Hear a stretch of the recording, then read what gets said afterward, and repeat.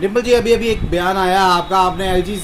जम्मू कश्मीर के एलजी के इस्तीफे की मांग की। ये बिल्कुल सही बात है पत्रकार मित्रों, हमने लेफ्टिनेंट गवर्नर मनोज सिन्हा साहब के इस्तीफे की इसलिए मांग की है क्योंकि भारतीय जनता पार्टी और नरेंद्र मोदी जी के खिलाफ देश के लोगों ने मैंडेट दिया है और जम्मू कश्मीर में भी जो मैंडेट मिला है भारतीय जनता पार्टी को, वो भारतीय जनता पार्टी और नरेंद्र मोदी जी के खिलाफ मैंडेट मिला है। और इसलिए हम ये चाहते हैं कि आज मॉडल कोड ऑफ कंडक्ट जो है उठ चुका है और लेफ्टिनेंट गवर्नर मनोज सिन्हा साहब को बिना समय गवाए इस्तीफे की मांग की है क्योंकि 5 अगस्त 2019 के बाद मनोज सिन्हा साहब ने जम्मू कश्मीर को तबाह बर्बाद कर दिया और यही नहीं, हमारे पढ़े लिखे नौजवानों का फ्यूचर भी तबाह और बर्बाद कर दिया। और हमारी ये मांग है कि आपने जो वादे हमारे रहबरे खेल टीचर, जंगलात, सेहत, एसपीओज, विलेज डिफेंस कमेटीज के मेंबर, SRO 43 के बच्चे, फायर एंड इमरजेंसीज के बच्चे,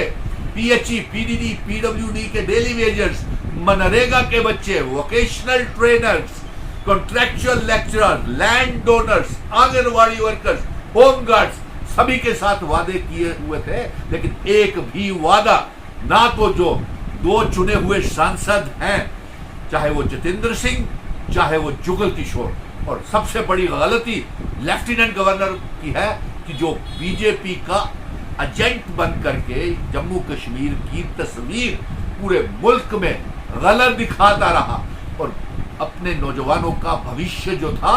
इन्होंने बर्बाद और तबाह कर दिया मेरे नौजवानों का, इसलिए इस्तीफे की मांग की है। यही नहीं, इसने जम्मू कश्मीर की तस्वीर लेफ्टिनेंट गवर्नर मनोज सिन्हा साहब ने पूरे देश में भी 370 और 35A को लेकर के हमें बदनाम किया। हमारी रियासत को तोड़ करके भारतीय जनता पार्टी ने मामूली सी यूनियन टेरिटरी बना दिया और 5 अगस्त 2019 को हमारी रियासत के जो इल्हाक की शर्तें थे वो भी तोड़ दी और आज उसी की वजह से धूल चटा दी और देश का जो मैंडेट है, जनादेश है, वो नरेंद्र मोदी और भारतीय जनता पार्टी के खिलाफ है। भारतीय जनता पार्टी चाहे ही नीतीश कुमार या चंद्रबाबू नायडू का सहारा लेकर के सरकार बना ले, लेकिन 3 महीने से ज्यादा ये सरकार चलने वाली नहीं है। और एक बात और बता दें, उत्तर प्रदेश में हाल देखिए, सुनने में ये आ रहा है कि वहां से किसी से 25 लाख रुपया एलजी मनोज सिन्हा साहब ने रिश्वत के तौर के ऊपर लिया था अपने चुनाव लड़ने के लिए, वो अभी तक वापस नहीं किया हुआ है। नंबर 2, सुनने में यह भी आ रहा है कि जिसको यूपी में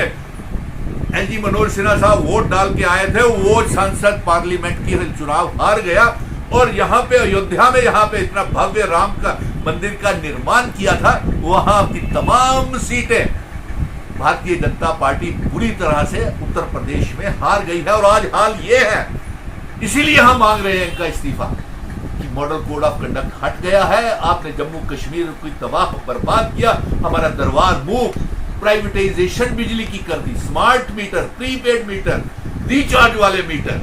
और इसके साथ साथ toll plaza, toll taxes, property taxes, ना जाने रेत, बजरी, पहाड़, शराब के ठेके सब यूपी वालों और गुजरात वालों को दे दिए। आज जम्मू का नौजवान त्राही त्राही खून के आंसू रो रहा है। इसी की वजह से हम ये कह रहे हैं कि आप देश के लोगों को झूठ बोलते रहे,